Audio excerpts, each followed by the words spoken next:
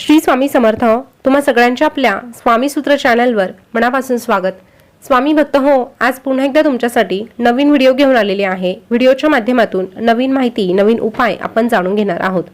आज धनत्रयोदशी आहे. आज यमदीपदान देखील आपल्याला करायचं आहे. त्यामुळे तुम्हा सगळ्यांना धनत्रयोदशीच्या खूप खूप शुभेच्छा.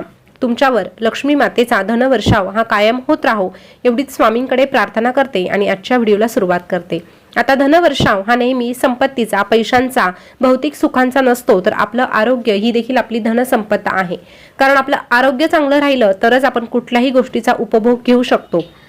नाहीतर बऱ्याच वेळेस आपल्याकडे सगळ्या काही गोष्टी असतात, घरामध्ये अन्नधान्याचा साठा असतो, पण आजारपणामुळे आपल्याला ते अन्नधान्य खाता येत नाही किंवा आपली आरोग्याची परिस्थिती अशी असते की आपल्याला कुठलंही सुख उपभोगता येत नाही. त्यामुळे सर्वप्रथम आपल्या आरोग्याची काळजी घ्यायची. आरोग्य ही धनसंपत्ता, आरोग्य ही संपत्ती मानून तिची काळजी घेऊन मग सगळ्या काही गोष्टी आपल्याला देवाकडे मागायच्या आहे. तर असो, आज धनत्रयोदशीच्या दिवशी आपल्याला संध्याकाळच्या वेळेस पूजा मांडणी करायची आहे, जेणेकरून आपल्या घरामध्ये लक्ष्मी मातेचं आगमन होईल. या व्यतिरिक्त यमासाठी आपल्याला एक दिवा लावायचा आहे, जेणेकरून आपल्या घरावर अकाल मृत्यूचं भय राहणार नाही.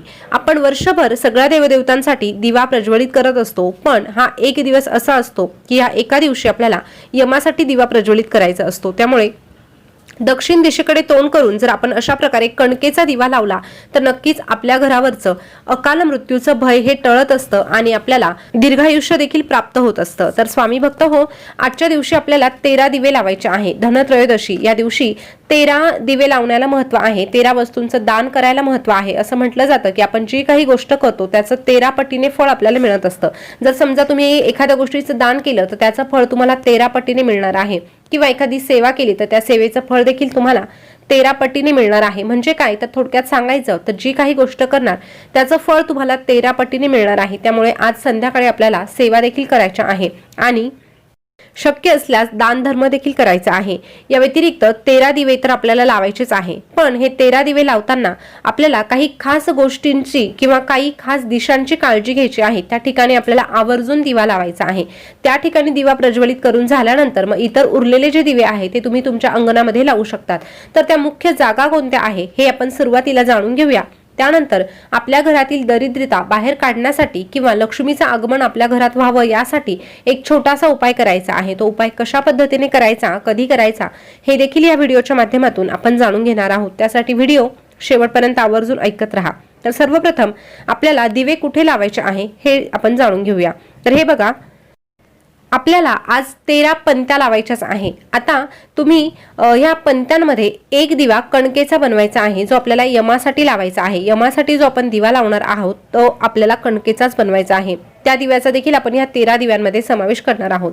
तर सगळ्यात पहिला आणि महत्त्वाचा जो दिवा आहे तो आपल्याला आपल्या मुख्य दरवाजावर लावायचा आहे. मुख्य दरवाजावर दिवा लावताना तो शुद्ध तुपाचाच असायला हवा.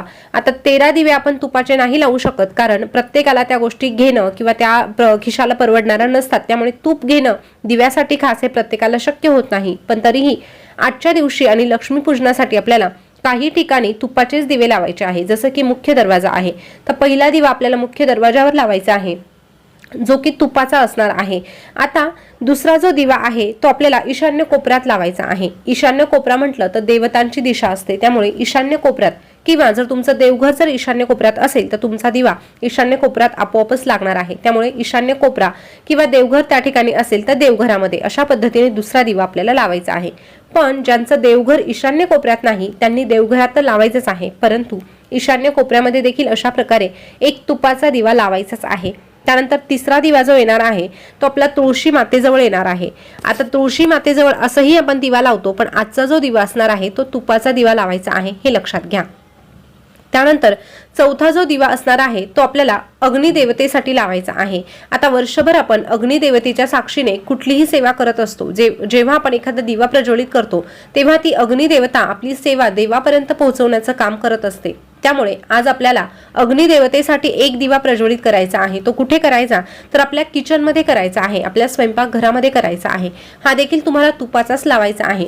स्वयंपाकघरामध्ये दिवा प्रज्वलित करताना थोडीशी काळजी घ्यायची आहे, कारण त्या ठिकाणी गॅस सिलेंडर ह्या गोष्टी असतात. त्यामुळे आपल्याला थोडीशी काळजी घेऊन तो दिवा कमीत कमी अर्धा पाऊण तास का होईना पेटता राहील अशा प्रकारे दिवा आपल्याला प्रज्वलित करायचा आहे.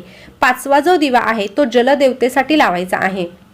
बघा, आपल्याला जगण्यासाठी अन्न, वस्त्र, निवारा ह्या गोष्टी खूप गरजेच्या असतात आणि पाणी म्हटलं तर आपलं जीवन आहे. पाण्याशिवाय कोणीही जिवंत राहू शकत नाही. त्यामुळे या पाण्याला देखील आपल्याला एक दिवा समर्पित करायचा आहे. तर जिथे आपण पाण्याचं भांडं भरून ठेवलेलं आहे, मग तो हंडा असू द्या किंवा माठ असू द्या, त्या ठिकाणी देखील आपल्याला एक अशा प्रकारचा दिवा लावायचा आहे. हे जे काही दिवे सांगितलेले आहे त्याची वात आपल्याला पूर्व किंवा पश्चिमेकडे करून लावायची आहे, दक्षिणेकडून लावायची नाही, हे लक्षात राहू द्या. त्यानंतरचा जो आपण यमासाठी कणकेचा दिवा बनवणार आहोत त्याचं तोंड मात्र आपल्याला दक्षिण दिशेकडे करायचं आहे. हा दिवा तुम्ही चौमुखी देखील बनवू शकतात आणि साधा एक वाती म्हणजे काय, तर आपण 2 वातींची एक वात बनवत असतो. अशा प्रकारे एक कणकेचा दिवा तुम्ही यमासाठी लावायचा आहे दक्षिण दिशेला, दक्षिण दिशेकडे तोंड करून. तर अशा पद्धतीने हे दिवे आपल्याला लावून घ्यायचे आहे. त्यानंतर आपल्याला उरलेले जे काही दिवे असणार आहे ते आपल्याला अंगणामध्ये लावायचे आहे. मग ते तुम्ही कुठल्याही ठिकाणी लावू शकता, तुमच्या घराला जसे शोभणार आहे, तुमच्या गॅलरीमध्ये किंवा तुमच्या अंगणामध्ये अशा प्रकारे उरलेले जे दिवे आहे तुम्ही ते लावू शकतात. आता 13 दिव्याला महत्त्व आहे, म्हणजे फक्त 13च दिवे लावायचे का, तर नाही. तुम्हाला यापेक्षाही जास्त लावायचे असतील तर अर्थात तुम्ही लावू शकतात, पण 13 दिवे आपल्याला कमीत कमी लावायचे आहे, हे लक्षात घ्या. आता दिव्यांच्या बाबतीत तुम्हाला समजलं असेल तर धनत्रयोदशीची पूजा मांडणी करण्या अगोदर आपल्याला 5-5:30च्या आत एक छोटासा उपाय करायचा आहे, जेणेकरून आपल्या घरातील दरिद्रता बाहेर पडेल. आता तो उपाय करण्यासाठी तुम्हाला काय करायचं, तर 4-4:30च्या दरम्यान किंवा 5-5:30च्या अगोदर, त्यानंतर नाही, कारण 5-5:30 नंतर आपल्याला पूजा मांडणी करायची आहे. ती वेळ म्हटलं तर लक्ष्मी माता आपल्या घरामध्ये प्रवेश करण्याची वेळ असते, त्यामुळे 5-5:30 नंतर तुम्हाला हा उपाय करायचा नाही. फार तर 5:30च्या अगोदर तुम्हाला हा उपाय करून तुमचा संपवायचा आहे. त्यानंतर तुमची पूजेची जी काही तयारी असणार आहे ती तुम्हाला करायची आहे. तर उपाय करताना काय करायचं, आपल्या घराचं जे शेवटचं टोक आहे त्या शेवटच्या टोकापासून आपल्याला घर झाडत आणायचं आहे. मग तुमचे कितीही रूम असू द्या, 4 असू द्या, 5 असू द्या, एखादा रूम असला तरीही चालणार आहे, किंवा खाली वरती असं घर असेल तर वरून आपल्याला झाडत आणायचं आहे. आता तशा पद्धतीने झाडत आपल्याला आपल्या मुख्य दरवाजावर म्हणजे उंबरठ्यापर्यंत यायचं आहे. उंबरठ्याच्या बाहेर नाही तर उंबरठ्याच्या आत, तिथपर्यंत आपल्याला सगळा कचरा जमा करायचा आहे. दिवाळी निमित्त आपलं घर स्वच्छ झालेलं आहे, त्यामुळे फार कचरा निघणार नाही. तरीही घरामध्ये लहान मुलं असतील तर त्या कचऱ्यामध्ये कागदाचे तुकडे वगैरे येऊ शकतात, किंवा आपले केस वगैरे नेहमी पडत असतात, गळत असतात, ते देखील त्यामध्ये येऊ शकतात. तर त्यातल्या ज्या मोठ्या ज्या वस्तू आहे, जसं की केस आहे, कागदाचे तुकडे आहे, काही खरकटा आहे, ते आपल्याला बाजूला करून घ्यायचं आहे. आणि त्यातली फक्त जी धूळ असणार आहे ना, माती, आता घर कितीही स्वच्छ केलं तरीही प्रत्येक घरामध्ये धूळ ही मिनिटाला येत असते. अगदी 1-1 तासाच्या अंतरावर आपण घर झाडलं तरीही त्यामध्ये धूळ असतेच. त्यामुळे ही धूळ जी आहे ती आपल्याला जमा करायची आहे. मग थोडीशी जरी असली तरीही चालणार आहे. ती सुपडीमध्ये भरून घ्यायची आणि नंतर एका पेपरवर काढून घ्यायची. आता या पेपरवर ती धूळ काढल्यानंतर काय करायचं, या धुळीला आपल्याला हळदी कुंकू अर्पण करायचं, अक्षता अर्पण करायच्या आणि ह्या अलक्ष्मीला मनापासून प्रार्थना करायची की माझ्या घरामध्ये तू अलक्ष्मीच्या रूपामध्ये, दारिद्र्याच्या रूपामध्ये वास करत आहे आणि आज धनत्रयोदशीच्या दिवशी मी लक्ष्मी मातेचं स्वागत करण्यासाठी किंवा लक्ष्मी मातेच्या आगमनासाठी सेवा करणार आहे. तर तू माझ्या घरातून काढता पाय घे आणि माझ्या घरातून बाहेर निघून जा. अशा प्रकारे तिला आपल्याला निरोप द्यायचा आहे. अशा प्रकारे जर आपण अलक्ष्मीला निरोप दिला तर नक्कीच आपल्या घरातील दरिद्रता, अलक्ष्मी बाहेर जाईल आणि त्यानंतर थोड्या वेळाने आपण जी काही पूजा करणार आहे त्या पूजेसोबत आपली लक्ष्मी माता आपल्या घरामध्ये प्रवेश करेल.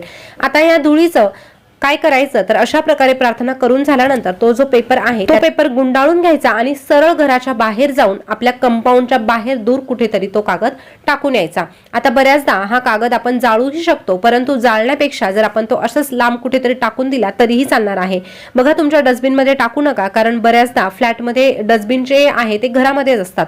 मग आपण अशा प्रकारे ती दरिद्रता पुन्हा आपल्या घरातल्या डस्टबिनमध्ये आणून टाकली तर ते कुठेतरी चुकीचं ठरणार आहे. त्यामुळे सरळ आपल्याला घराच्या बाहेर जाऊन ती धूळ बाहेर फेकून यायची आहे त्या पुडीसोबत. अशा प्रकारे आपल्या घरातील दरिद्रतेला आपल्याला वाटा लावायचं आहे आणि लक्ष्मी मातेचं आगमन होण्यासाठी मनोभावे प्रार्थना करायची आहे. तर हा छोटासा उपाय आहे, आजच्या दिवशी आवर्जून करून बघा. फक्त उपाय करताना लवकर करायचा आहे हे लक्षात घ्या. आता आजच्याच दिवशी हा उपाय करायचा असतो धनत्रयोदशीच्या दिवशी, पण काही महिलांना जर मासिक धर्म असेल तर त्यांनी दुसऱ्यांकडून हा उपाय करून घ्यावा, कारण ह्याच दिवशी हा उपाय केला जातो. आणि जर तुम्हाला हा उपाय करावासा वाटतच असेल तर हाच उपाय तुम्ही लक्ष्मी पूजनाच्या दिवशी करू शकतात, पण हा शेवटचा पर्याय आहे. सगळ्यात पहिलं महत्त्व हे धनत्रयोदशीच्या दिवशी आहे, कारण धनत्रयोदशीच्या दिवशी आपण रात्री लक्ष्मी माता, कुबेर देवता यांची पूजा करत असतो. त्यामुळे अगोदर जर आपण अशा प्रकारे दरिद्रीला बाहेर काढलं तर नक्कीच ते आपल्यासाठी हिताचं ठरू शकतं. पण शेवटचा पर्याय म्हणून लक्ष्मी पूजनाच्या दिवशी देखील तुम्ही अशा प्रकारे उपाय करू शकता. तर स्वामी भक्त हो, आजची माहिती तुम्हाला कशी वाटली कमेंट करून नक्की कळवा. हा छोटासा उपायही करून बघा आणि त्याचा लाभ घ्या. पुन्हा भेटूया नवीन व्हिडिओ सोबत नवीन माहिती घेऊन.